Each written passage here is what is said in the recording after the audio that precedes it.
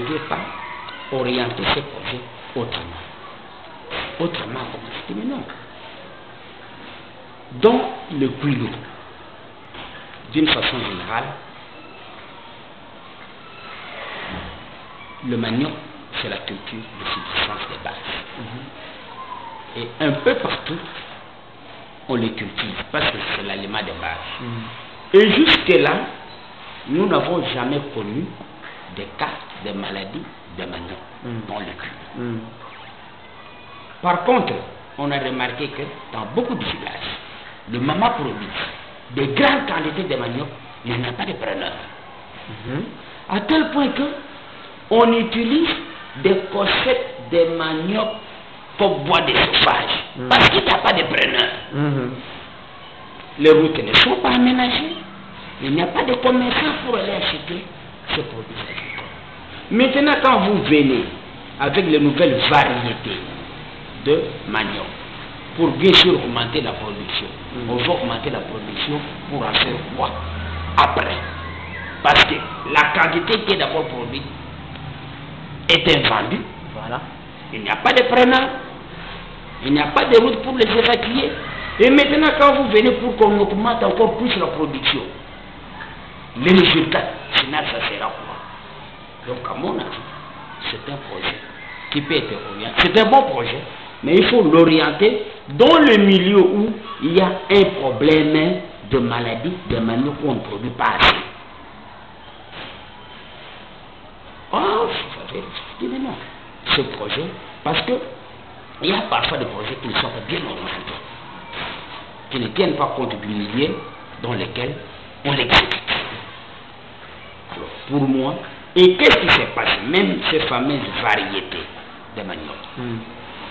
On prend des boutures au Bas-Congo, on les amène au Bandundu, considérées comme de bonnes variétés. On prend des boutures au Bandundu, on les amène au Kassai. On prend des boutures au Kassai, on les amène au Katanga. En réalité, rien ne change. Ce sont les mêmes boutures que nous avons.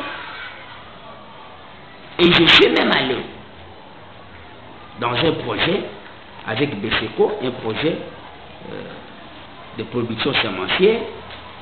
Il fallait acquérir des semences d'arachide. Mais vous savez qu'est-ce qui se faisait? L'INERA va auprès des paysans acheter des arachides. On Dieu déposé, on met dans des sacs pour dire voilà de bonnes semences. Mais ce sont des semences qu'on est allé acheter aux paysans, qu'on vient garder chez eux et qu'on livre à d'autres personnes pour dire ce sont de bonnes variétés.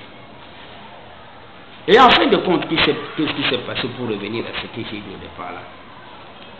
Quand bien même certaines ONG étaient sélectionnées pour la production de boutures de manioc comme agro-multiplicateur. Malheureusement, ce qui avait été produit,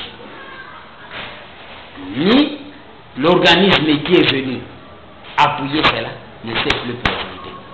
Et ces boutures-là ont vieilli, personne ne les a utilisées et c'était un projet qui a totalement échoué. Parce que ce projet n'était pas important dans ces milieux.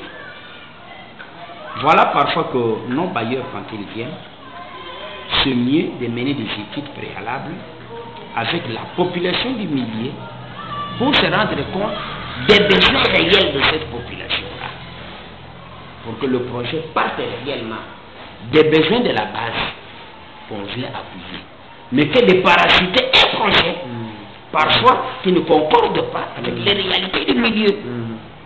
Et en ce moment-là, le projet ne sera pas exécuté, on n'aura pas une bonne implication.